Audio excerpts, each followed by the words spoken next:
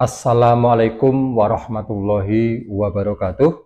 Waalaikumsalam warahmatullahi. Bismillah walhamdulillah wassalatu wassalam ala rasulillah wa ala alihi wa ashabihi wa mawalah amma ba'dah. Yang terhormat ayahanda Tuan Guru Mursid, yang saya hormati Syekh Ngeling Yai Nastain, yang saya hormati saudara-saudaraku dimanapun saja berada.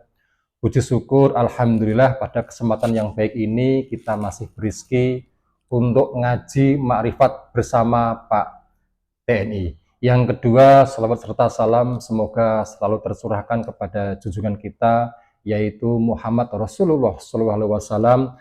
Tentunya kita nantikan syafaatnya baik di dunia maupun di akhirat. Baik, saudara-saudaraku, pada kesempatan yang baik ini saya saat ini sedang bersilaturahim di tempatnya Syekh Ngeling atau Pak Yai Nastain ya.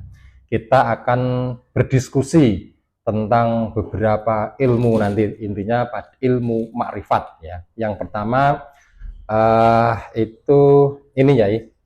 Jadi ada ayat ya, surah Az-Zukhruf ayat 84, dan dialah Tuhan yang disembah di langit dan Tuhan yang disembah di bumi. Nah, ayat itu maksudnya bagaimana ini, Yai? Mohon dijelaskan, Yai. Assalamualaikum warahmatullahi wabarakatuh. Waalaikumsalam warahmatullahi wabarakatuh. Bismillahirrahmanirrahim. Alhamdulillah. Salatu wassalamu ala Rasulillah Sayyidina wa Maulana Muhammad ibn Abdullah. Terima kasih atas waktu yang diberikan kepada kami tentang mengurai ayat tersebut, menjelaskan ayat tersebut dari sisi ilmiah, dari sisi ilmiah. Namun sebelumnya kami jelaskan bahwa Al-Quran dan Al-Hadis itu tidak hanya bisa difahami oleh orang-orang ahli syariat, tapi juga bisa dipahami oleh orang-orang ahli hakikat. Dari sudut pandang yang berbeda tentunya.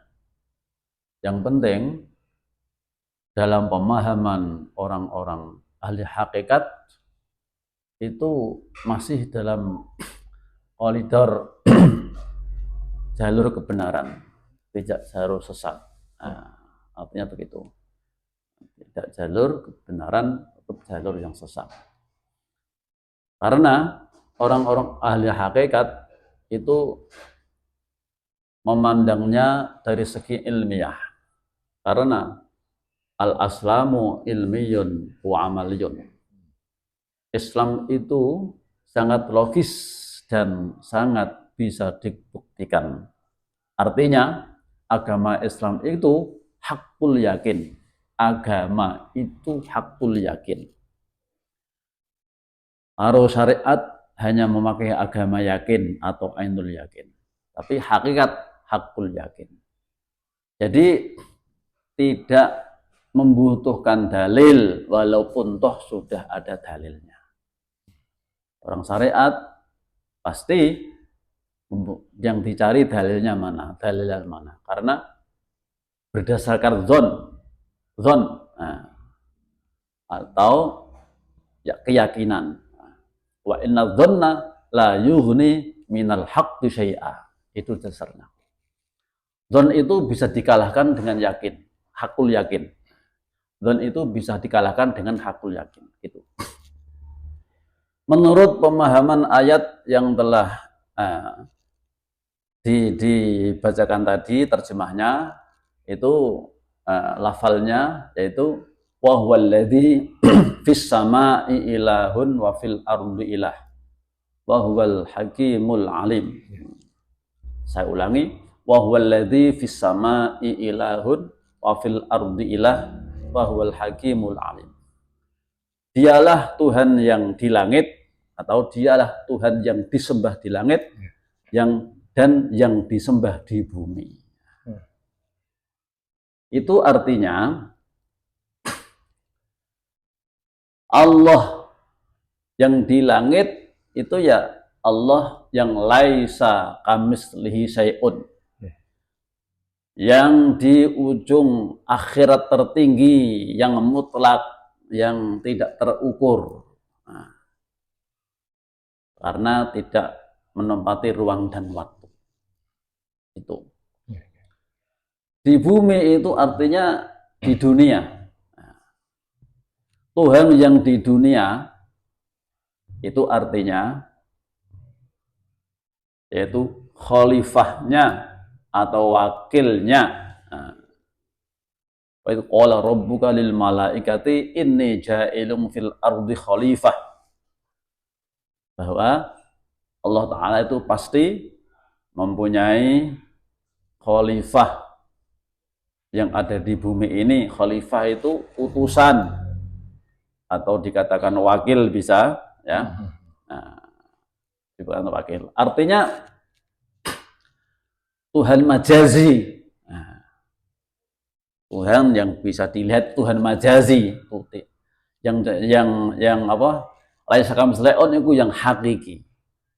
Begitu dalam pandangan hakikat. Karena hakikat itu memahami dengan apa adanya tapi bisa diilmiahkan. Artinya kita tidak bisa mengenali Tuhan yang di arsy, yang di akhirat tertinggi, yang tidak bisa dideteksi, difahami dengan panca indera, tidak akan bisa. Bisanya harus lewat khalifahnya yang di bumi, wakilnya yang di bumi. Nah, itu artinya begitu, utusannya yang di bumi. Kita tidak bisa mengenali Allah yang laisa kamitslihi syai'un, bisanya harus lewat khalifahnya yang di bumi. Maka apa? Syahadat di situ kok harus dirangkai antara syahadat tauhid dan syahadat Rasul. Asyhadu an la ilaha illallah wa asyhadu anna Muhammadar Rasulullah. Karena kita tidak akan bisa menyaksikan Allah yang laisa kamitslihi syai'un, kita cukup menyaksikan utusannya yang di bumi. Wa asyhadu anna Muhammadar Rasulullah. Itu seperti itu. Dalam pemahaman atau uraian tentang ayat itu. Ini memang ayat yang sangat sensitif ya untuk kalangan orang-orang yang kental atau mabuk dalam syariat. Jangan sampai kita itu saling menyesatkan atau saling menyalahkan di antara komunitas karena semua itu mempunyai sudut pandang atau alasan yang berbeda, tapi dalam koridor yang di situ tidak menyalahi hukum atau menyalahi akidah. Nah, begitu pemahaman kami. Demikian ya rekan-rekan ya, tadi sudah dijelaskan ayat yang ada di surah Az-Zukhruf ya, dan dialah Tuhan yang disembah di langit dan Tuhan disembah di bumi ya. Yang di langit itu artinya Tuhan yang laisa kamitslihi syai'un, Allah Ta'ala sendiri. Kemudian Tuhan yang di bumi itu adalah berupa utusannya atau yang sekarang itu disebut waliyam mursida ya. Tadi disampaikan bahwa surat tersebut itu sangat sensitif ya, makanya saya tidak berani menyampaikan sendiri ya. Ini disampaikan oleh Syekh Ngeling atau Yai Nastain ya, kebetulan. Dan juga masih ada kelanjutannya. Untuk mengenali Allah itu harus lewat utusan, yaitu Nabi Muhammad. Kalau Nabi Muhammad tidak senjaman dengan kita, karena kita hidup di zaman yang paling akhir, termasuk zaman yang di situ sudah 15 abad, itu bagaimana cara mengenalinya Allah? Otomatis al-ulama'u warasatul anbiya. Kita mengenal, berbakti dan berguru dengan ulama yang menjadi pewarisnya para nabi, yang ilmunya nyambung sampai Rasulullah Muhammad, rohaniyahnya sama, nyambung dengan rohaniyahnya Rasulullah Muhammad. Maka carilah orang itu atau wali itu, orang alim yang seperti itu di zamanmu sendiri. Karena Allah sudah berjanji ya, sudah berjanji, artinya sudah memberi perjanjian dengan umat Muhammad bahwa tiap 100 tahun agama ini akan diperbarui, yaitu seorang wali yang dipilih Allah, yang diutus Allah. Itu carilah di zamanmu sendiri. Innallaha yab'atsu li hadhil ummah ala ra'si kulli mi'ati amin may yujaddidu dinaha. Sesungguhnya Allah akan mengutus untuk umat Muhammad ini tiap 100 tahun mengutus orang yang memperbarui agama. Karena agama makin lama pasti makin rusak, tidak makin baik. Walaupun toh kelihatan umat Islam itu kelihatan banyak, pesantren juga banyak, yayasan-yayasan Islam juga banyak, tapi sabda Nabi, agama makin lama tetap makin rusak. Rusaknya di mana? Nah, rusaknya di hakikatnya, rusaknya di hakikatnya, rusaknya di wasilahnya. Karena agama hakikat itu agama yang memakai wasilah untuk menghubung dengan Allah Subhanahu wa Ta'ala. Nah, itu pasti harus pakai wasilah, karena lain tempat, lain dimensi ya. Kita di alam dunia, Allah yang Malik Yaumiddin, akhirat tertinggi yang tidak terjangkau, itu kalau tidak dengan wasilah pasti tidak akan terjangkau, tidak akan bisa menghubungi. Allah Ta'ala sendiri menghubungi hambanya di dunia ini pakai wasilah, utusan. Betul nggak? Iya, betul. Ya. Allah Ta'ala sendiri menghubungi hambanya ini pakai utusan, pakai wasilah. Maka carilah wasilah. Ya ayyuhalladzina amanu taqullaha wabtaghu ilaihil wasilah. Wahai orang yang beriman, takutlah kamu kepada Allah dan carilah wasilah. Wasilah itu apa? Alat untuk menghubungi Allah Subhanahu wa Ta'ala. Alatnya apa? Nah, itu apa? Alatnya itu mursyid, guru mursyid, wali mursyid. Wa may yahdillahu fahuwal muhtad wa may yudlil falan tajid lahu waliyyan mursyida. Waliyyan mursyida, orang yang dikehendaki Allah dapat petunjuk, itulah petunjuk Allah. Tapi orang yang disesatkan Allah, maka dia tidak akan menemukan seorang pembimbing, yaitu siapa? Waliyyan mursyida. Untuk menghubung dengan Allah Subhanahu wa Ta'ala hanya pakai wasilah. Wasilah itu apa? Kata Profesor Qadir Yahya, wasilah adalah mursyid. Mursyid itu apa? Mursyid adalah bukan manusia, bukan malaikat. Nah, bukan manusia dan bukan malaikat. Seperti Rasul itu juga bukan manusia dan bukan malaikat. Nah, apa itu? Nurnya Allah, kepangkatan yang menempati pada seorang yang dipilih Allah Ta'ala sendiri untuk ditempati nur itu. Nah, seperti Rasulullah itu bukan manusia, yang manusia adalah nabinya. Nah, ya, betul ya. Rasulullah itu nurnya Allah yang menempati pada seorang nabi, yang pilih Allah sehingga bisa Rasulullah itu turun temurun. Nah, tapi di akhir zaman ini sudah ditutup oleh Kanjeng Nabi Muhammad, penutupan para nabi, namanya menjadi diganti mursyid. Walia, Tapi jadi walia mursida. Walia mursida Ya, ya. diganti mursyid. Ya. Tapi nganunya ya.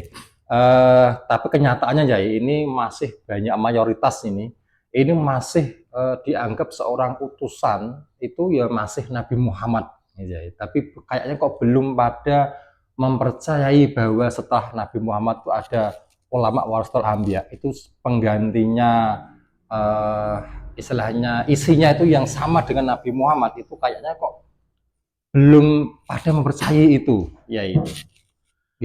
Ya, dengan uraian ini kami jelaskan pandangan hakikat itu memang seperti itu. Artinya kita bisa berguru dengan orang yang sejaman. Tidak mungkin kita berguru dengan Rasulullah Muhammad. Kita berguru dengan pewarisnya.